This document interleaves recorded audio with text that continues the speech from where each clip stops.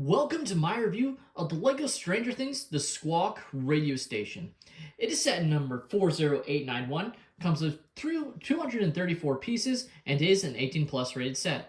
Now this set was not available for purchase as it was a gift of purchase or promo set on the purchase of the LEGO Stranger Things Creel House that was released on January 1st, 2026. So I believe now that period has ended or it's out of stock.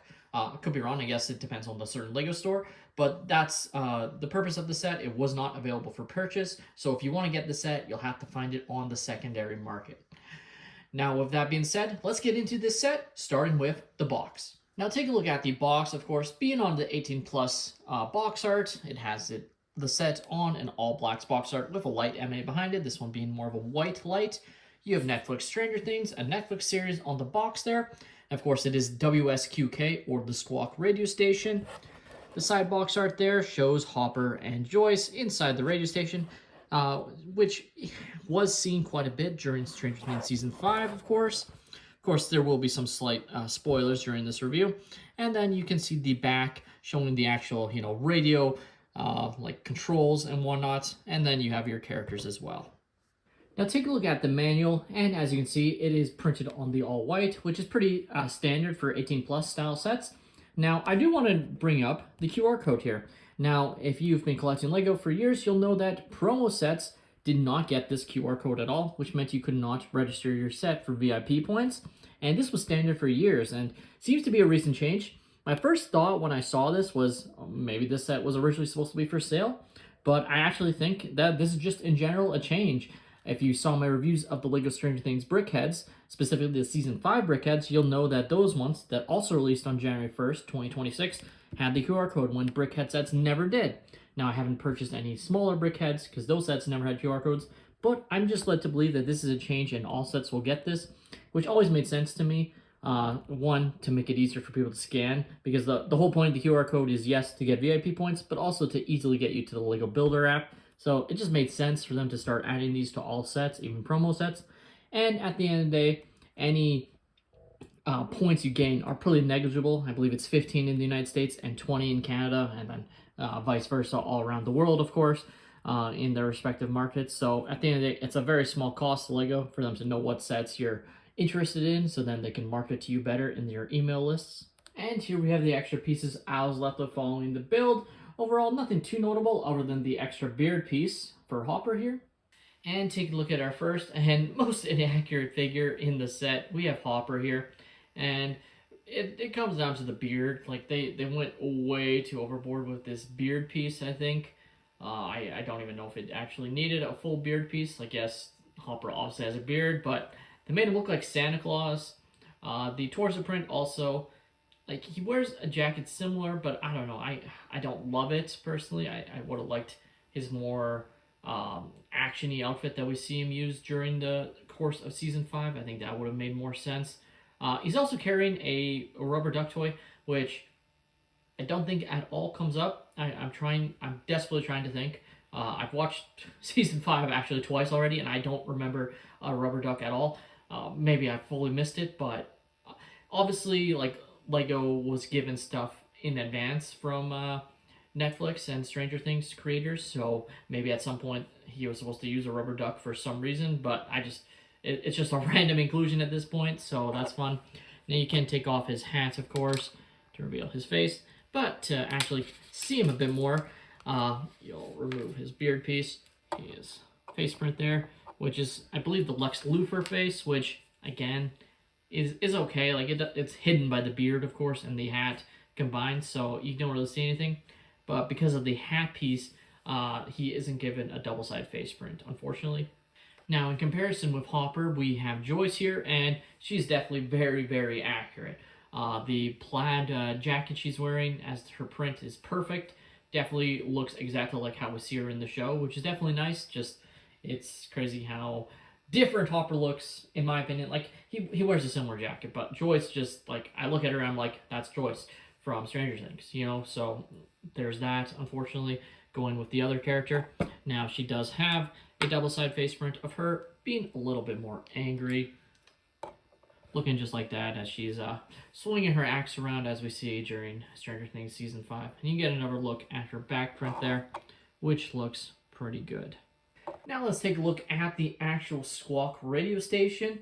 And as you can see, it is a very small set. Of course, coming at 234 pieces, it's kind of to be expected. And the fact that it's also a promo set, you're not expecting a huge Squawk radio station, of course. I do hope in the future we get a more full Squawk radio station that maybe could, incorporate this set somehow. But in the end, this is what they've given us. So you have the green couch, which we do see during the course of the show. You have transistor wires on this sticker piece here.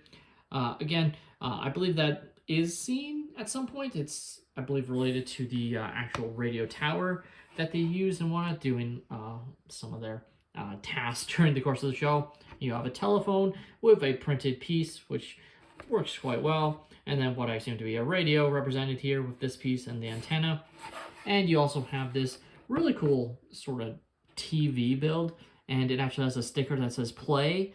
So very, very cool. And then what I assume to be videotapes on the bottom and whatnot. So really cool little TV build, I have to say. And that's kind of it for this section here. Really like the floor design that they managed to do with the tiles. Looks very nice, and you can pop off the couch to get some more look at how they did that. And it looks excellent, in my opinion. I think it turned out quite well there. So that's for this main sort of hangout room is how I'd call it. Very small, but you can put both your characters. I actually almost don't think they needed studs. They put the 2 studs on the couch, but I don't even think it needed it, because then you have to put them in sort of a weird orientation, but I guess it looks okay. But then you can't really fit anyone else. Also, again, you only got the 2 characters, so that's what they were focused on. We've been set around into the actual radio booth, and you see some more very cool detail here. You have, of course, a record going off on the side here, which is really nice printed piece. You can see that printed tile there looking really nice. You can even see the exact same pieces here representing the radio controls, looking really nice. You have the microphone, the red light. You have this piece representing like what I assume to be a light and whatnot.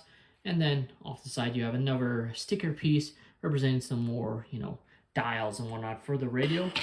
Obviously, you do have room for a character. In this case, we would probably grab Robin from the Krill House, but I'll just use Hopper here. And you can see he fits in perfectly. Really, my only, again, nitpick, if you want to call it that, is they've made it so short. I would have liked a couple extra studs here, just so you could place a character on the set, essentially, because I don't know, they definitely maximize their space, but it just would have been nice to have some more space for you to place any characters here. And the last thing I want to talk about that I almost forgot are these stickers that are on the windows here.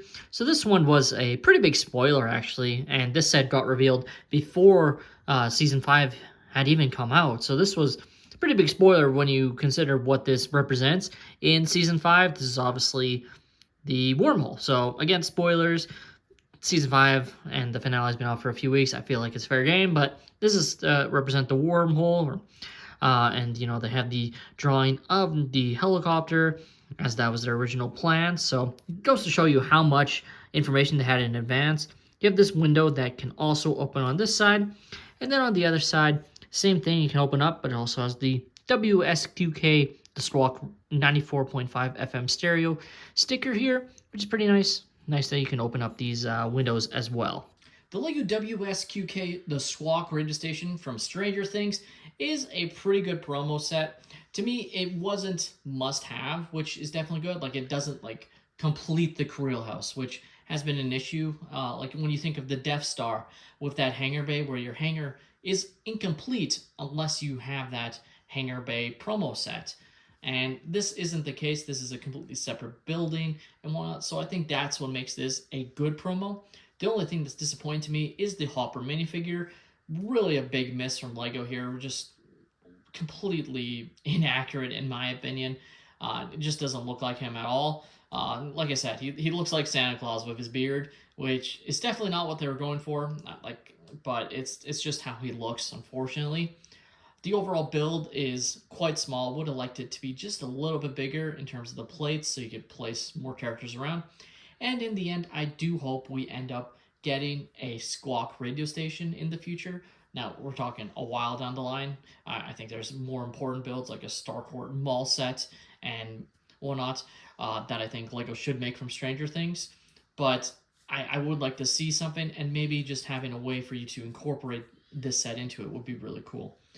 But in the end, that's all my opinion. Let me know your guys' thoughts on this promo set. Did it persuade you to go out and buy the Creel House on release date or shortly thereafter? Let me know.